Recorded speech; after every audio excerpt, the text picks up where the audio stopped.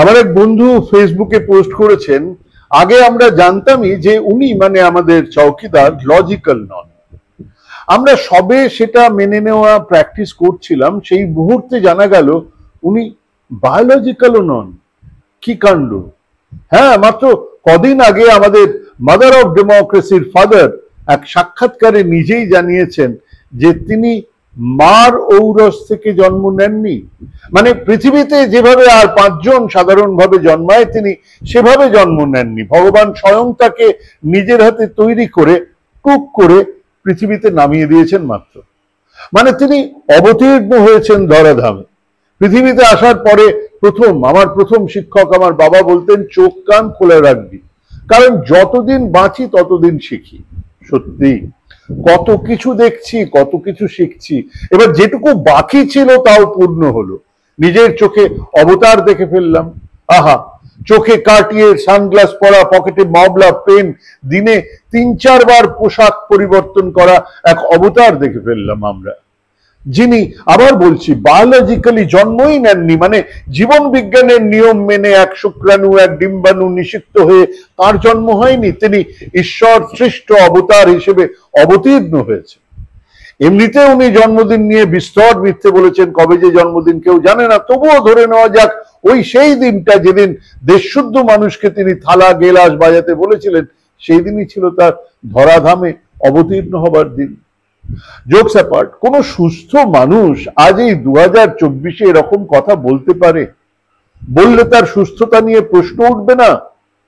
না, উঠবে না। কারণ বহুবার বহু শাসকের মধ্যে নিজেকে ঈশ্বরের অবতার মনে করার রোগ ইতিহাসে আছে। বেগেলম্যানিয়াক এক মানুষ ক্ষমতা পেলেই স্বৈরাচারী হয়ে ওঠে। সেই জন্যই পৃথিবীর প্রায় সমস্ত স্বৈরাচারীরা নিজেদের ঈশ্বরের অংশ বা ঈশ্বর সৃষ্ট, ঈশ্বর প্রেরিত অবতার বলেই মনে করেন। মধ্যযুগের প্রায় প্রত্যেক শাসক এ কথা মনে করতেন, অন্তত সেটাই মানুষকে বলা হতো। হীরকের রাজা ভগবান, এ তো আমরা জানি, শুনেছি। ধর্ম, ঈশ্বর আর রাষ্ট্রের ক্ষমতা মিলেই মধ্যযুগীয় ইতিহাস চলেছে। এই শাসকদের কেউ আল্লাহর, কেউ খ্রাইস্টের, কেউ ভগবানের প্রেরিত দূত বা অবতার ছিলেন। মোদিজি, আরএসএস, বিজেপি সেই মধ্যযুগীয় শাসন ব্যবস্থা ফিরিয়ে আনতে চান। কাজেই এবার তাকে নিজের মুখেই এই অবতার বা ঈশ্বর প্রেরিত দূতের মনোহর কাহানিয়া মানুষকে বলতে হচ্ছে। এর আগে আমরা নরেন্দ্র মোদীর মন্দির দেখেছি, সেখানে তার মূর্তি দেখেছি, পুজো অর্চনা দেখেছি, ভেবেছি ওসব অন্ধ ভক্তদের বাতুলতা। পুজোর আসনের পাশে জ্যোতি বসুর ছবিও তো আমরা আগে দেখেছি, তেমন অন্ধ ভক্তের কাজ বলেই আমরা এড়িয়ে গেছি। উনি ছিলেন চৌকিদার, তারপরে প্রধান সেবক, তারপরে কিছুদিন পর থেকে হিন্দু হৃদয়ে সম্রাট শুরু হলো। তারপরে আবার কদিন পরে বিজেপির অন্যতম মুখপাত্র সম্বিত পাত্র তিনি বললেন জগন্নাথ দেব মোদিজির ভক্ত। আমরা ভেবেছিলাম মুখ ফুসকে বলে ফেলেছেন, এখন দেখছি না, তা নয়। মোদিজি নিজেই বলছেন উনি ঈশ্বর প্রেরিত অবতার। আচ্ছা, আধুনিক ইতিহাসে আমাদের দেশে বা বিদেশে এরকম একটা গণতান্ত্রিক দেশে অন্তত কাঠামো যেখানে আছে, এমন উদ্ভট কথা কেউ বলেছে? এর কোনো উদাহরণ আছে? আছে। তবে তারা নিজেরা কেবল ইঙ্গিত দিয়েছেন, বাকিটা সেই শাসকের চেলা চামচারা বলেছে। যেমন ধরুন হিটলার, তিনি নিজেই খুব দ্রুত এবং সঠিক সিদ্ধান্ত নেবার ক্ষমতাকে ঈশ্বর প্রদত্ত বলেছেন। এটা তার মেইন ক্যাম্পে আছে। আর সেটাকে নিয়েই এক বিশাল মিথ তৈরি করেছিলেন গোয়েবলস। সেভিয়ার অফ সিভিলাইজেশন নামে এক বিশাল কনক্লেভ ডেকে শিল্পী, গায়ক, অভিনেতা, লেখক, বুদ্ধিজীবী ইত্যাদিদের দিয়ে বলানো করিয়েছিলেন হিটলার ঈশ্বর প্রেরিত দূত। যদিও হিটলার সে অনুষ্ঠানের সবটাই উপভোগ করেছিলেন, কিন্তু নিজে ভগবান বা আমার জন্ম বায়োলজিক্যালি হয়নি গোছের মূলতা দেখাননি তিনিও। মুসলিনি পোপের মতো ব্যালকনিতে এসে হাত নাড়াকে আয়ত্ত করেছিলেন, আর জেনারেল ফ্র্যাঙ্কোর ছবি লটকানো থাকতো সর্বত্র। সেনাবাহিনী সেই পথে গেলেই স্যালুট দিত। ইসলামিক দেশগুলোর কথা তো বাদই দিলাম, সেখানে তো বেশিরভাগ ক্ষেত্রেই শাসক ঈশ্বরের প্রেরিত দূত বা প্রতিনিধি। কিন্তু সভ্য গণতান্ত্রিক কাঠামোতে এক শাসক নিজেকে মহামানব বলে দাবি করছেন, এমনটা হয়নি। যদি দিল্লির কথা বলেন, তাহলে মধ্যযুগে তো রাজা রাজরারা ঈশ্বরের প্রতিনিধি ছিলেন। কিন্তু সুলতান গিয়াসউদ্দিন বলবন এক ধাপ এগিয়ে নিজেকে নাইবে খুদাই বলে ঘোষণা করেছিলেন। তিনি নিজেকে ঈশ্বরের ছায়া বলেছিলেন। কোন রকম বিচারের ঊর্ধ্বে তিনি নিজেকে নিয়ে গিয়েছিলেন এই ঘোষণা করে। আসল কথাটা এটাই, এরকম ঘোষণা মানে নিজের উপরে দেবত্ব আরোপ করা আসলে নিজেকে আইন কানুন সংবিধান সবার উপরে নিয়ে যাবার এক কায়দা। কেবল হিন্দু ধর্ম, মুসলমান, মসজিদ, রাম মন্দির করেও কিচ্ছু হচ্ছে না এখন, তাই নিজেই ভগবান হয়ে ওঠার কথা বলছেন মোদীজি। অনেকেই এই ঘোষণা এক বাচালের বাতুলতা বলে মনে করেন, অন্তত সেভাবেই এই কথার ব্যাখ্যা করছেন। বিষয়টা কিন্তু আরো অনেক গভীরে। আসলে এই আরএসএস বিজেপির মূল ধারণাটাই এসেছে ওই হিন্দুত্ববাদ থেকে, যা 8-10 জন সাধারণ হিন্দুর মতবাদ নয়, যা এক প্রবল হিন্দুত্ববাদ, যা এক জঙ্গি রাষ্ট্রবাদের জন্ম দেয়, যা এক নয়া অবতারের এক মসিহার কল্পনা করে, যা দেশের সংবিধানের বিরোধী। সেই মতবাদেরই এক বহিঃপ্রকাশ হলো এই ঈশ্বর প্রেরিত দূত হওয়ার চেষ্টা। সাভারকার থেকে গোলওয়ালকর, হেডগাঁওকর থেকে আরএসএস গুরুরা পরিষ্কার বলে গেছেন, এদেশে তারাই থাকবেন, এদেশের নাগরিক তারাই হবেন যাদের কাছে এদেশ জন্মভূমি এবং একই সঙ্গে পুণ্যভূমি। মানে কেবল জন্মভূমি হলেই হবে না, এদেশ তাদের কাছে পুণ্যভূমি হতে হবে। মানে এক সংখ্যালঘু মুসলমান ভাইয়ের কাছে তার পুণ্যভূমি কাবা হতে পারবে না, তার পুণ্যভূমি এই ভারতেই হতে হবে। একজন খ্রিস্টান মানুষের পুণ্যভূমি ভ্যাটিকান চার্চ কিংবা বেথলেহেম হতে পারবে না, তাদের পুণ্যভূমি এই দেশেই হতে হবে। এবং সেই পুণ্যভূমিতে অবতার নরেন্দ্র মোদী। অর্থাৎ এই পুণ্যভূমিতে থাকতে গেলে সেই পুণ্য মানুষটিকে পুজো করতে হবে। সোজা কথা হলো তার ধর্মের অধিকার থাকবে না। 1952 সালে জনসংঘের কর্মসূচিতে এই কথাটাই ছিল। বিজেপি এই কথাটাই মানে, এটাই তাদের দর্শন। তাদের মতে প্রত্যেক মানুষকে ধার্মিক হতে হবে এবং সে ধর্ম এই ভারতের হতে হবে। পরিষ্কার বোঝা যাচ্ছে যে বিজেপি আমাদের দেশের সংখ্যালঘুদের বাদ দিয়েই দেশটাকে চালাতে চান। সেই কারণেই তাদের প্রশাসন ব্যবস্থা অসম্পূর্ণ। তারা সবার সঙ্গে সবাইকে নিয়ে চলতে রাজি নন। পদে পদে দেশ আর দেশের মানুষকে বিপদে ঠেলে দিচ্ছেন। উদাহরণ, আচ্ছা দেখুন একটা উদাহরণ, ডক্টর কফিল খান, উত্তরপ্রদেশে গোরখপুরের হাসপাতালের ডাক্তার। অক্সিজেনের অভাবে শিশুরা মারা যাচ্ছে দেখে নিজের পয়সায় নিজের ব্যবস্থাপনায় অক্সিজেন এনে কিছু শিশুর প্রাণ রক্ষা করেন। এরপর মিডিয়া জিজ্ঞেস করেছিল, তিনি বলেছিলেন এরকমটা হয়েছে, তাকে জেলে পাঠানো হলো, তার চাকরি কেড়ে নেওয়া হলো, মুক্তি পেয়ে জামিনে থাকাকালীন আবার তাকে গ্রেপ্তার করা হলো। এরপর 1.5 বছর পরে তিনি জামিন পেলেন, জামিন পেয়ে রাজ্যের বাইরে রাজস্থানে গিয়েছিলেন। কেন? কারণ তিনি মুসলমান। এখন তিনি কোথায় জানি না।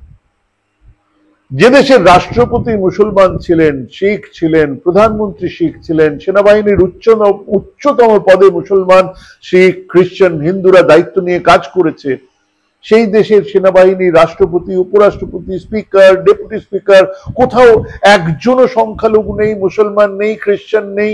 দেশে শাসক দলের 303 জন সাংসদের মধ্যে একজন সংখ্যালঘু মানুষ নেই। এ কি কাকতালীয় ব্যাপার? আমাদের এই দুগ্ধপোষ্য কথাবার্তা বিশ্বাস করতে হবে। ঠিক সেই জন্যই তারা নির্বাচনের এই ভয়ঙ্কর মেরুকরণের ডাক দেন। এই জাতি ঘৃণা আমাদের দেশকে পিছিয়ে দিচ্ছে, সেটা ওনারাও জানেন। তাই দেশের প্রধানমন্ত্রী, দেশের স্বরাষ্ট্রমন্ত্রী মানুষের কাছে যেতে ভয় পান, সাংবাদিকদের মুখোমুখি হতে ভয় পান, কিছু স্তাবকদের সামনে গিয়ে বলেন আমি অবতার। তারা কেউ প্রশ্ন করে না। বায়োলজিক্যালি নন, তাহলে আপনি জন্মালেন কখন, কিভাবে জন্মালেন? দ্বিতীয় কারণ হলো এই নেতৃত্বের অশিক্ষা, চূড়ান্ত অশিক্ষা, এবং নিজের অশিক্ষার বাইরে শিক্ষিত মানুষজনদের প্রতি অসম্ভব ঘৃণা। এই সরকারের প্রথম বড় ঘোষণা ডিমনিটাইজেশন। এত বড় মূর্খের মতো পদক্ষেপ এর আগে দেখা যায়নি, কেউ জানে না, তাড়াতাড়ি করে দিলেন তিনি। পরদিন অর্থনীতিবিদরা, অমর্ত্য সেনের মতন মানুষ আটকে উঠে বললেন বন্ধ করুন, ফিরিয়ে নিন সিদ্ধান্ত। উনি কানও দিলেন না। সেই আমাদের জিডিপির পতন শুরু, এখনো চলছে। এরপর জিএসটি। সারা দেশের অর্থনীতিবিদ হিসেবে একই অসীম দাশগুপ্তর কথা বাদ দেন, প্রত্যেকে বললেন তাড়াতাড়ি করার আগে আরো প্রস্তুতি দরকার। প্রধানমন্ত্রী, যার স্কুলের ঠিকানা আজও মেলেনি, তিনি বললেন আমি হার্ভার্ড নয়, হার্ড ওয়ার্কে বিশ্বাস করি। সরে দাঁড়াতে গিয়ে জিডিপি আবার হুমড়ি খেয়ে পড়ল। পৃথিবীর সব অর্থনীতিবিদরা বলছেন অতিমারির অর্থনৈতিক প্রভাব পড়বে অর্থনীতিতে, তা আটকাতে হলে গরিব মানুষের হাতে টাকা দিন। উনি তো অর্থনীতিবিদদের কথা শুনেন না, শোনেন জ্যোতিষ, রামদেব বাবাজি, মাতাজিদের কথা। থালা বাজাও, দিয়া জ্বালাও, ওনার নিদান। এক অশিক্ষিতের জন্য আবার অর্থনীতি বিহাল। আবার দ্বিতীয় ওয়েভ যখন আসছিল তিনি তখন ব্যস্ত ছিলেন বাংলার নির্বাচন নিয়ে, ডেইলি প্যাসেঞ্জারি করছেন আর মহাপুণ্যভূমির কুম্ভ স্নানের জন্য আসা পুণ্যার্থীদের বাধাই দিচ্ছিলেন, স্বাগত জানাচ্ছেন। ফল সবার জানা। আসলে এই অশিক্ষা দেশকে ডোবাচ্ছে। সেই অশিক্ষার কথা কি তারা নিজেরা জানেন না? জানেন বলেই মানুষের মধ্যে যেতে ভয় পান। সাংবাদিকদের সামনে এলে গলা শুকিয়ে যায়, এক গ্লাস জল খেয়ে ইন্টারভিউ থেকে পালিয়ে বাঁচেন। নরেন্দ্র ভাই দামোদর দাস মোদী, যার সেই বিচ্ছিন্নতা কাটাতেই নিজেকে আরো মহান করে তোলার চেষ্টায় তিনি নিজেকে এবার অবতার বানিয়ে ফেললেন। দেশের আর 5টা দলের সঙ্গে বিজেপির ফারাকটা ঠিক কোথায়? এমনিতে কোন দল সাধারণ মানুষকে খেতে দেয়, সাধারণ মানুষের থাকার বন্দোবস্ত করেছে? 47 সাল থেকে তো আমরা রুটি, কাপড়া, মাকানের কথা শুনেই যাচ্ছি। এখনো তো সেই একই ডিমান্ড। এখনো তো দেশের 20 কোটি মানুষ একবেলা খেয়ে শুতে যান। কিন্তু তবুও ফারাক আছে বিজেপির সঙ্গে। তার উত্তরটা হলো বাকি 5 কেন? সংসদীয় গণতন্ত্রে বিশ্বাস করা বাকি সব দল, দেশের সংবিধান, দেশের স্বাধীনতা আন্দোলন, দেশের ঐতিহ্য, দেশের ধর্মনিরপেক্ষ চরিত্র নিয়ে যা ভাবে, বিজেপি তা ভাবে না। বিজেপির কাছে স্বাধীনতা আন্দোলনের কোনো অর্থই নেই। তাদের তো দ্বিতীয় স্বাধীনতা রাম মন্দির। কারণ তাদের পূর্বসূরীরা কেউ কখনো স্বাধীনতা আন্দোলনের সঙ্গে ছিলেন না, বরং উল্টে বিশ্বাসঘাতকতা করেছিলেন। যখন বাকিরা স্বাধীনতা আন্দোলনে অংশগ্রহণ করছেন তখন তারা বিশ্বাসঘাতকতা করছেন। আরএসএস এর নির্দেশেই হাত মিলিয়েছিলেন ইংরেজদের সঙ্গে। তারা তীব্র ঘৃণা গান্ধী, নেহেরু, কংগ্রেসের জন্য। কমিউনিস্টদের সঙ্গে শত্রুতা। ধর্মনিরপেক্ষতা কোনো দিন তাদের সিলেবাসে ছিল না। তারা সংবিধান সভায় যোগ দেননি। সংবিধান প্রণয়নে তাদের কোনো ভূমিকাই নেই। তীব্র মুসলমান বিরোধিতা তাদের ছিল একমাত্র দর্শনের ভিত্তি। স্বাভাবিকভাবেই সেই ঐতিহ্যকে বিজেপি বহন করে চলেছে। সংঘ পরিবারের প্রত্যক্ষ নির্দেশে সেই দর্শনকেই তারা আঁকড়ে ধরছে। সেই দর্শন মেনেই তারা গান্ধী, নেহেরুকে বিশ্বাসঘাতক বলে। গান্ধী হত্যাকারী নাথুরাম গডসের পুজো করে।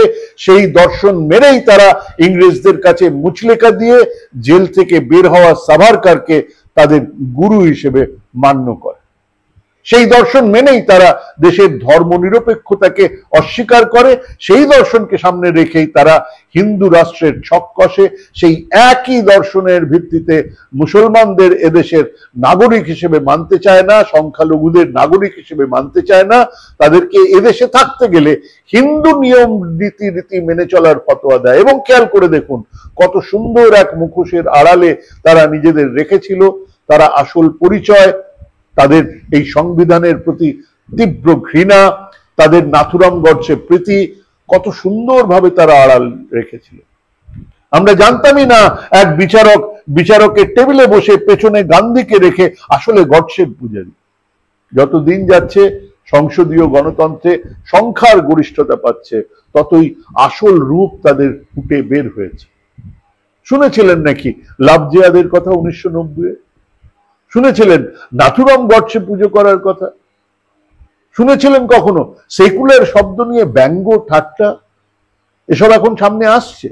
স্বাধীনতা সংগ্রামের ইতিহাসও তারা তাদের নিজেদের মতো লিখতে চাইছেন, বলছেন। তার জন্য ভাড়া করা ইতিহাসবিদ থেকে চলচ্চিত্র পরিচালক থেকে লেখক থেকে সাংবাদিক জড়ো করা হচ্ছে। তারা নতুন নতুন আজগুবি সমস্ত তথ্য বের করছেন। নতুন নতুন মনোহর কাহানিয়া রচনা হচ্ছে। গান্ধী, নেহেরুর বিরুদ্ধে নেতাজি আর প্যাটেলকে দাঁড় করানো হচ্ছে বোকার মতো। বলা হচ্ছে নেতাজি বেঁচে ফিরে এসেছিলেন কেবল গান্ধী আর নেহেরুর ভয়ে তাকে লুকিয়ে থাকতে হয়েছিল। নেতাজি তিনি এই দেশে ফিরে নাকি ভিখারির মতো দিন কাটালেন নেহেরুর পুলিশের ভয়ে। সিনেমার শেষে পরিচালকের আক্ষেপ, আহা যে মানুষটা বেঁচে মারা গেলে লক্ষ মানুষের পথে নামার কথা, সে মানুষের চিতা মাঝরাতে অন্ধকারে চোরের মতো জ্বালিয়ে দিতে হচ্ছে কেন? কংগ্রেস দলের জন্য। ভাবা যায় এই মিথ্যাচার, ভাবা যায় এই অপপ্রচার, কিন্তু তারাও সফল হচ্ছেন। মানুষ উদ্ভট তত্ত্বে বিশ্বাস করছেন। রাম এক ঐতিহাসিক অনৈতিহাসিক কল্পনার চরিত্র, তার জন্মদিন, জন্মভূমি, মায়ের আতুর ঘর পর্যন্ত খুঁজে সারা দেশের মানুষকে বিশ্বাস করাতে পেরেছেন। রাম এক সত্যের প্রতীক, রাম এক ন্যায়ের প্রতীক, রাম এক রাষ্ট্রের প্রতীকও হতে পারে, কিন্তু তার জন্মভূমি নিয়ে সারা দেশ জুড়ে এই এই ভূমিকা একটা রাজনৈতিক দলের। তারা জেনেই গেলেন, বলেই দিলেন ওই বাবরি মসজিদের তলায় ছিল রামের জন্মভূমি। ঐতিহাসিকভাবে কিচ্ছু প্রমাণ হলো না, না কোর্টে না কোথাও। কিছু মানুষ বিশ্বাস করতে শুরু করেছে বা কিছু মানুষকে বিশ্বাস করানো গেছে যে রাম সেতু হলো এক ইঞ্জিনিয়ারিং এর বিষয়, সেখান থেকে নাকি ইঞ্জিনিয়ারিং এর নতুন সূত্র পাওয়া যাবে। প্রধানমন্ত্রী নিজেই এই বালুখিল্য কথা বলছেন যে গণেশের মাথায় হাতির মাথা নাকি প্লাস্টিক সার্জারিতে জুড়ে দেওয়া হয়েছিল। আর এক মুখ্যমন্ত্রী ত্রিপুরার, তিনি মনে করেন কুরুক্ষেত্রে মহাভারতের যুদ্ধের সময় ইন্টারনেট ছিল। এসব আজগুবি খবর এমনি এমনি দেওয়া হচ্ছে না, দেওয়ার পেছনে পরিকল্পনা আছে। প্রথমে কাউকে দিয়ে, সে যেই হোক, প্রধানমন্ত্রী, দলের সাধ্বী রীতাম্বরা হোক, একটা কথা ভাসিয়ে দেওয়া হচ্ছে, তারপর তা নিয়ে বড় করে কাজ শুরু হয়ে যাচ্ছে। বলা হলো গণেশের মাথার প্লাস্টিক সার্জারির কথা, তারপরে আয়ুর্বেদ পাস ডাক্তারদের সার্জন হিসেবে সার্টিফিকেট দেওয়ার কথা বলা হচ্ছে। আর কাটা মাথায় যদি সেই তখনকার আয়ুর্বেদ চিকিৎসকরা হাতির মাথা জুড়ে দিতে পারেন, তাহলে সার্জারি তো আয়ুর্বেদের হাতের মুঠোয়।